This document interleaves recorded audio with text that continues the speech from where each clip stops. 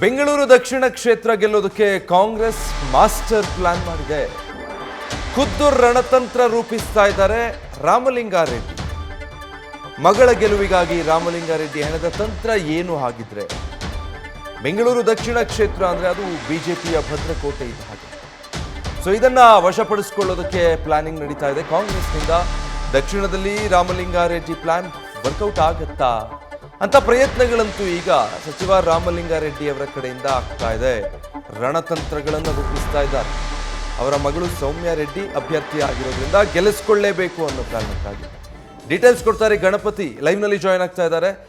ಗಣಪತಿ, ಸಚಿವ ರಾಮಲಿಂಗಾರೆಡ್ಡಿ ಅವರ ಮಗಳು ಸೌಮ್ಯ ರೆಡ್ಡಿ ಗೆಲುವಿಗಾಗಿ ರಾಮಲಿಂಗಾರೆಡ್ಡಿ ಅವರ ರಣತಂತ್ರಗಳೇನು, ಮತ್ತೆ ದಕ್ಷಿಣ ಕ್ಷೇತ್ರದಲ್ಲಿ ಅದು ವರ್ಕೌಟ್ ಆಗೋ ಸಾಧ್ಯತೆಗಳಿದೆಯಾ?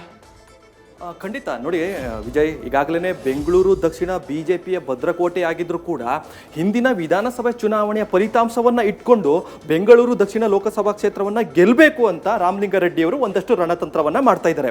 ಕೇವಲ ಅವರ ರಣತಂತ್ರಗಳು ಹೇಗಿರುತ್ತೆ, ತಾವು ಕೊಟ್ಟಿರುವಂಥ ಗ್ಯಾರಂಟಿಗಳು ಒಂದು ಕಡೆ ಆದರೆ ಜೊತೆಗೆ ಬಿಜೆಪಿಯ ನಾಯಕರನ್ನು ಆಂತರಿಕವಾಗಿ ಸೆಳೆಯುವಂಥ ಕೆಲಸಗಳನ್ನು ಮಾಡ್ತಾ ಇದ್ದಾರೆ. ಅಂದರೆ ಯಾರು ನೋಡಿ, ಬಿಜೆಪಿಯ ಮಾಜಿ ಪಾಲಿಕೆ ಸದಸ್ಯರೇನಿದಾರಲ್ಲ ಅವರನ್ನು ಸಂಪರ್ಕ ಮಾಡುವಂಥ ಕೆಲಸ ಈಗಾಗಲೇ ರಾಮಲಿಂಗಾರೆಡ್ಡಿ ಅವರು ಮಾಡ್ತಾ ಇರುವಂಥದ್ದು. ಜೊತೆಗೆ ಈ ಬಾರಿ ಏನಾದರೂ ಕೂಡ ಸಪೋರ್ಟ್ ಮಾಡಿ ಅನ್ನೋ ಒಂದು ಆಂತರಿಕವಾದಂಥ ಒಂದು ಚರ್ಚೆಗಳನ್ನು ಈಗಾಗಲೇ ರಾಮಲಿಂಗಾರೆಡ್ಡಿ ಅವರು ಮಾಡಿದ್ದಾರೆ ಅನ್ನೋದು ಕೂಡ ಈಗಾಗಲೇ ಬಿಜೆಪಿ ಹಾಗೂ ಕಾಂಗ್ರೆಸ್ ವಲಯದಲ್ಲಿ ಚರ್ಚೆ ಆಗ್ತಿರುವಂಥದ್ದು. ಕಾರಣ ಇಷ್ಟೇ, ಈ ಬಾರಿ ಅದೃಷ್ಟ ಪರೀಕ್ಷೆಗೆ ಇಳಿದಿರುವಂತಹ ತಮ್ಮ ಪುತ್ರಿ ಅಂದರೆ ಸೌಮ್ಯ ರೆಡ್ಡಿ ಅವರನ್ನು ಸತಾಯಗತಾಯವಾಗಿ ಗೆಲ್ಲಿಸಲೇಬೇಕಾದಂಥ ಅನಿವಾರ್ಯತೆ ರಾಮಲಿಂಗಾರೆಡ್ಡಿ ಮೇಲೆ ಒಂದಷ್ಟು ಜವಾಬ್ದಾರಿ ಇರುವಂಥದ್ದು.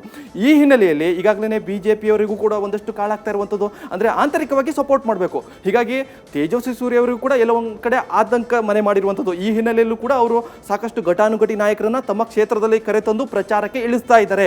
ಇದೇ ಕಾರಣಕ್ಕೆ ತೇಜಸ್ವಿ ಸೂರ್ಯ ಅವರು ರೋಡ್ ಶೋವನ್ನು ಮಾಡ್ತಾ ಇರುವಂಥದ್ದು. ಅಂದರೆ ಬ್ಯಾಕ್ ಟು ಬ್ಯಾಕ್ ಘಟಾನುಘಟಿ ನಾಯಕರನ್ನ ಕರೆಸಿ ತಮ್ಮ ಕ್ಷೇತ್ರದಲ್ಲಿ ಪ್ರಚಾರ ಮಾಡ್ತಿರುವಂಥದ್ದು. ಈ ಹಿನ್ನೆಲೆಯಲ್ಲಿ ಎಲ್ಲೋ ಒಂದು ಕಡೆ ರಾಮಲಿಂಗಾರೆಡ್ಡಿ ಅವರು ಮಾಡ್ತಿರುವಂತಹ ಒಂದಷ್ಟು ತಂತ್ರಗಾರಿಕೆ ಕ್ಷೇತ್ರದಲ್ಲಿ ವರ್ಕೌಟ್ ಆಗುತ್ತೆ ಅನ್ನೋದು ಕೂಡ ಈ ಬಾರಿಯ ಒಂದಷ್ಟು ರಾಜಕೀಯ ಲೆಕ್ಕಾಚಾರ ಆಗಿದೆ. ಈ ಹಿನ್ನೆಲೆಯಲ್ಲಿ ಏನೋ ಅಂತಿಮ ಹಂತದ ಪ್ರಚಾರ ಇನ್ನೇನು ನಾಳೆ ಕೊನೆಗೊಳ್ಳಲಿದೆ. ಈ ಹಿನ್ನೆಲೆಯಲ್ಲಿ ಕೊನೆಯದಾಗಿ ಏನಾದರೂ ಕೂಡ ತಂತ್ರಗಾರಿಕೆ ಮಾಡ್ಬೋದು ಅನ್ನೋದಾದ್ರೆ ಒಂದಷ್ಟು ವಿರೋಧ ಪಕ್ಷದ ನಾಯಕರನ್ನ ಸೆಳೆಯುವಂಥ ತಂತ್ರಗಾರಿಕೆ ರಾಮಲಿಂಗಾರೆಡ್ಡಿ ಅವರು ಮಾಡ್ತಾ ಇದ್ದಾರೆ. ನೀವು ಕೇಳಿರೋ ಹಾಗೆ ಇದು ವರ್ಕೌಟ್ ಆಗುತ್ತಾ ಆಗಲ್ಲ ಅನ್ನೋದು ಕೂಡ ಒಂದಷ್ಟು ಚುನಾವಣೆಯ ದಿನ ಅಂದರೆ ಫಲಿತಾಂಶ ಬರುವಂಥ ದಿನಗಳು ಗೊತ್ತಾಗಬೇಕಾಗುತ್ತೆ. ಬೆಂಗಳೂರು ಈಗಾಗಲೇ 3 ಕ್ಷೇತ್ರಗಳು ಕೂಡ ಬಿಜೆಪಿ ಭದ್ರಕೋಟೆ ಆಗಿದೆ.